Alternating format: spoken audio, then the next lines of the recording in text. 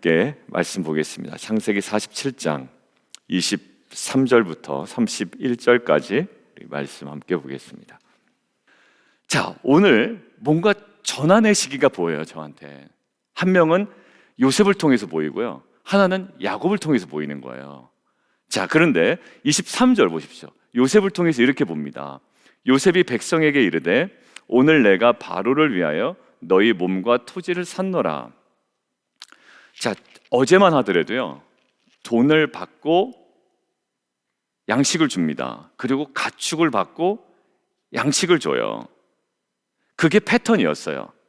근데 지금은요, 좀 패턴이 달라요. 토지를 받고 양식을 물론 어느 정도는 줬겠지만 근본적으로 변화의 지점이 보여요. 뭐라고 되어 있나요? 같이 한번 읽겠습니다. 23절 전체를 함께 읽죠. 여러분들, 이게요 7년 동안의 기근의 상황이었기 때문에 뭐가 더 익숙할까요?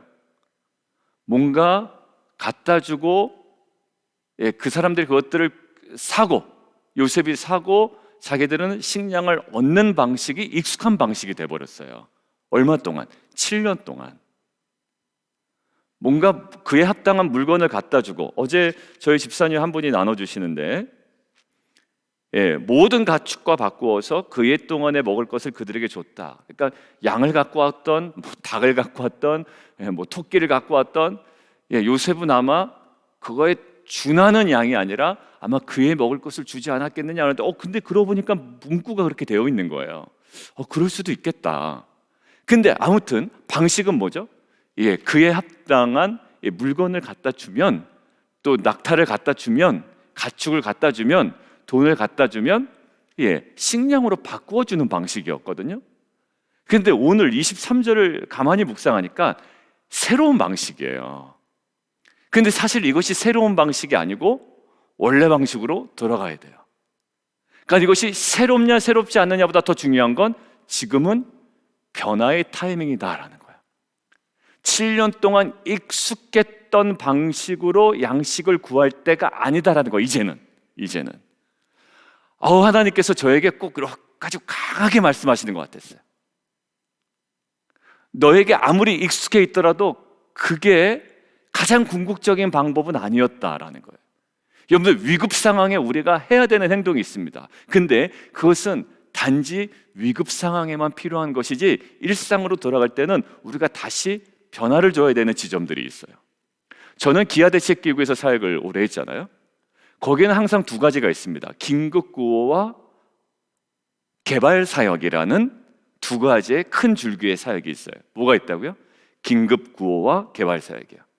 여러분들, 항상 긴급구호는 필요합니다. 기근 때에 살아가는 방식은 필요해요. 그런데 긴급구호에만 머무르지 않도록 개발사역팀들은 계속 사역들을 생각해야 됩니다. 왜 그럴까요? 퍼다주는 사역만으로는 안 되거든요.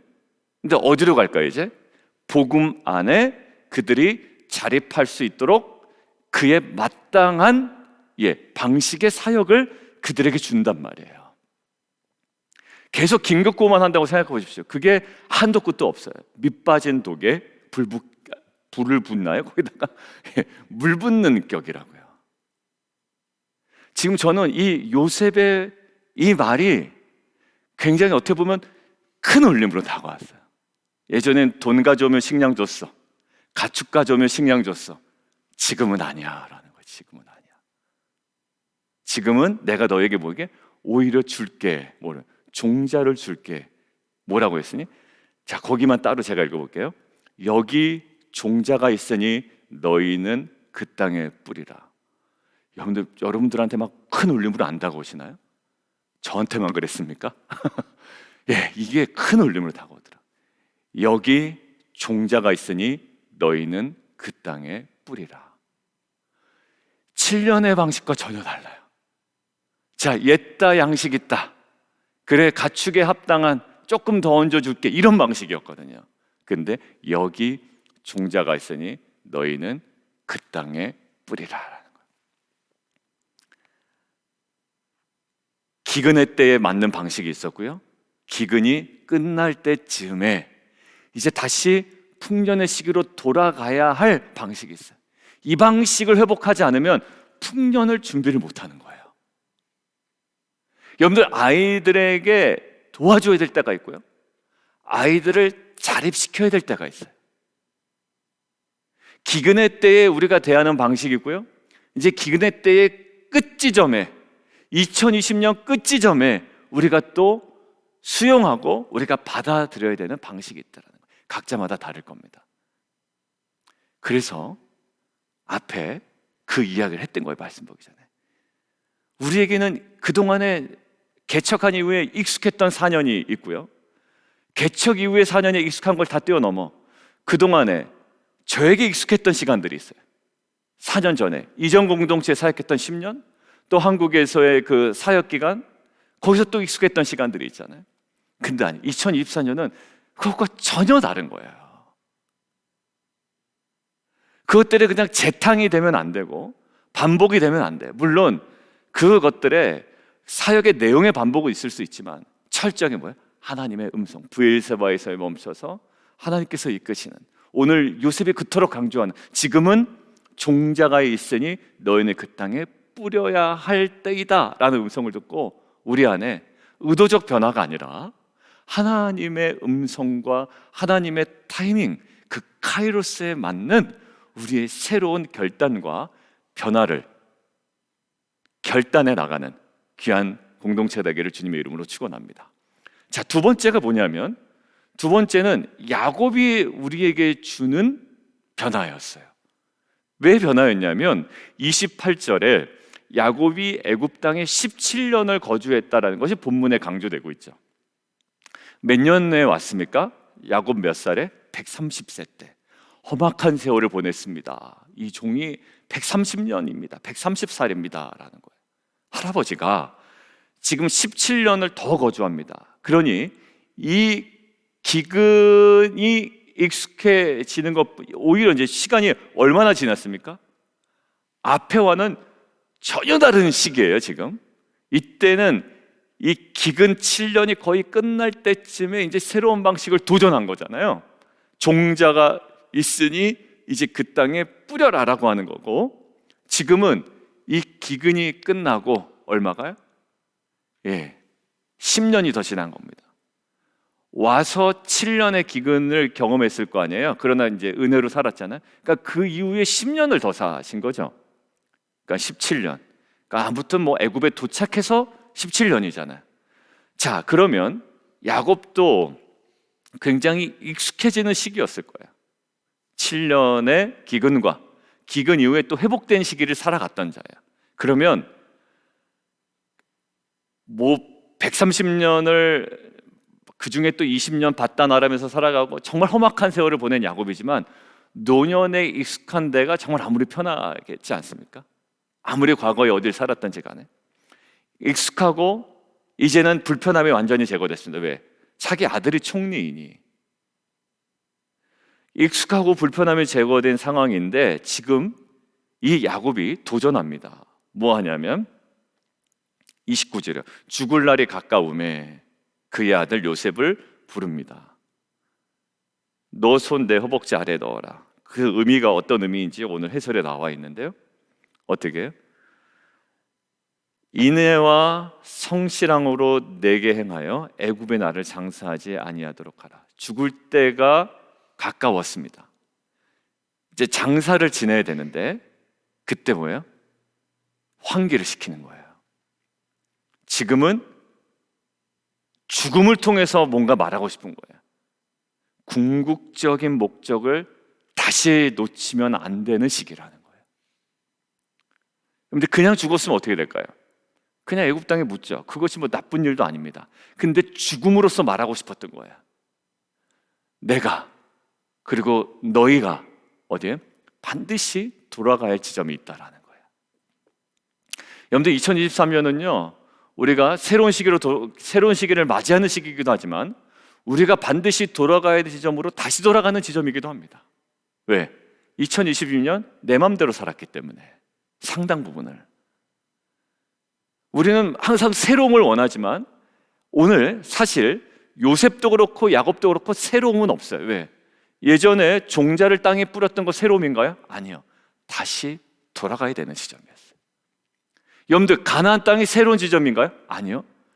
궁극적으로 다시 들어가야 되는 점. 여러분들 우리의 마음이 어떨까요? 첫사랑을 다시 회복해야 되는 거예요. 처음 개척할 때의 초심, 그때 설레였고 그때 항상 말씀으로 인도하셨던, 한 걸음 한 걸음 인도하셨던, 그리고 직장 처음에 들어갈 때, 비즈니스 처음 시작할 때, 자녀를 처음 주셨을 때, 결혼 초기에 우리가 가졌던 그 마음들이 있잖아요.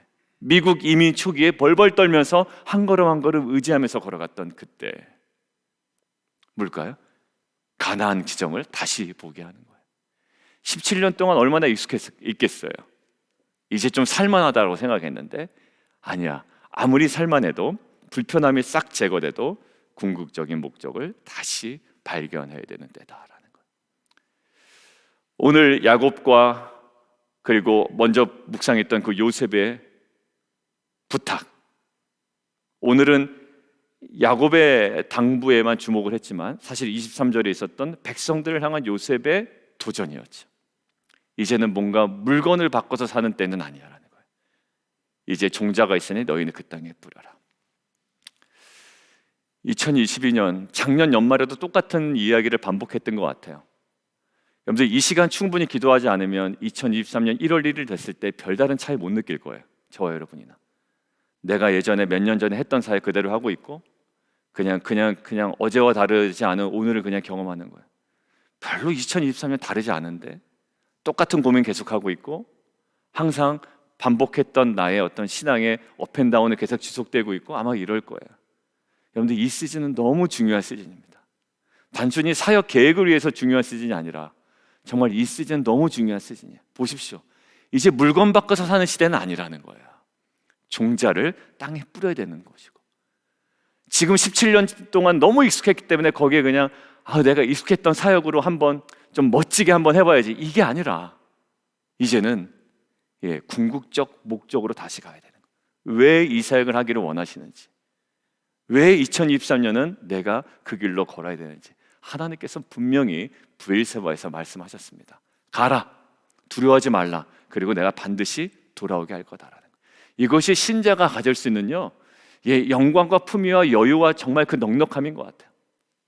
거침없이, 어제 목사님하고도 나눴는데 그 목사님 설교가 잘 하여튼 저한테는 계속 그렇게 멘토했어요. 남김없이, 후회 없이, 그리고 후퇴 없이 그 길을 계속 걸어가는 거죠. 근데 이것들을 묵상하는데 마지막으로 하나 떠오르는 장면이 있었습니다. 뭐냐면 예수님의 모습이었어요.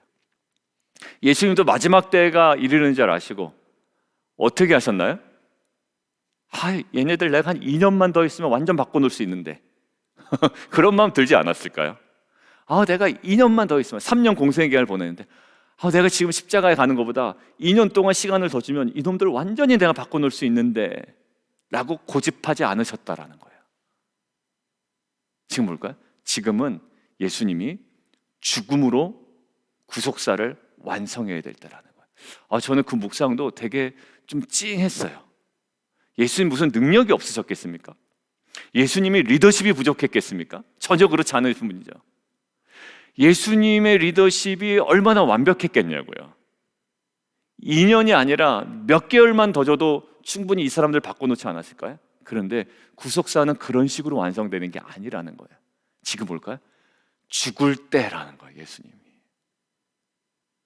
우리가 그때를 분간을 못하는구나.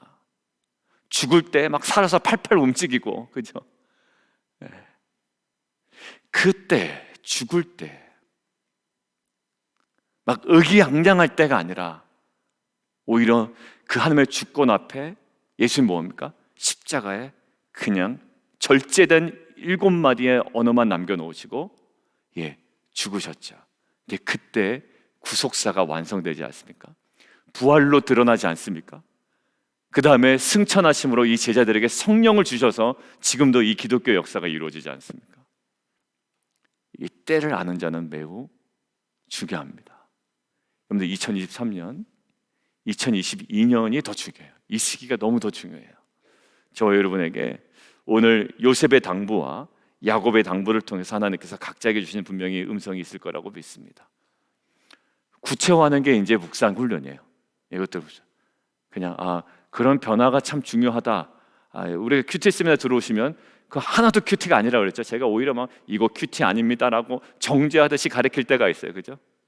이것을 가지고 각자의 이제 묵상의 자리로 들어가는 거예요.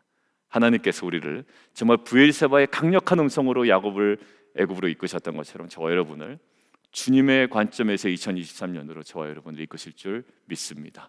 우리 함께 기도하며 나가도록 하겠습니다.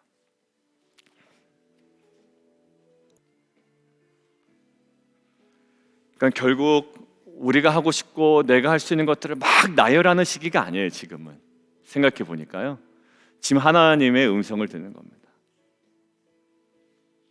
그 세계에 또 갇혀버리는 게 아니거든요. 나라는 존재와 나라는 경험에 다시 갇혀버리는 시기가 돼서는 안 됩니다. 왜? 익숙한 거 하면 열심히 노력 안 해도 되거든요. 그죠? 근데 우물은요 계속 파야 되는 거예요. 확장은 그때 이루어집니다. 저 피스메이커 하면서 사실 12명의 학생보다 저에게 더 좋은 시간이에요. 사실 저에게는 익숙하지 않아요. 사실 저에게도. 근데 그것이 저에게는 정말 확장되는 시기였습니다. 좌충우돌, 또 넘어지기도 하고 또 적용해본다 하고 또 가족들에게 막 칼을 디밀기도 하고 이러지만 저에게는 그러면서 확장되는 시기이기도 해요. 여러분들 주님의 음성에 더욱더 머물러 있기를 원하고요. 오늘 요셉의 당부와 야곱의 당부를 기억하시면서 하나님께서 저 여러분에게 주신 음성에 따라 오늘 함께 좀 기도하며 나아가도록 하겠습니다. 함께 좀 기도하겠습니다.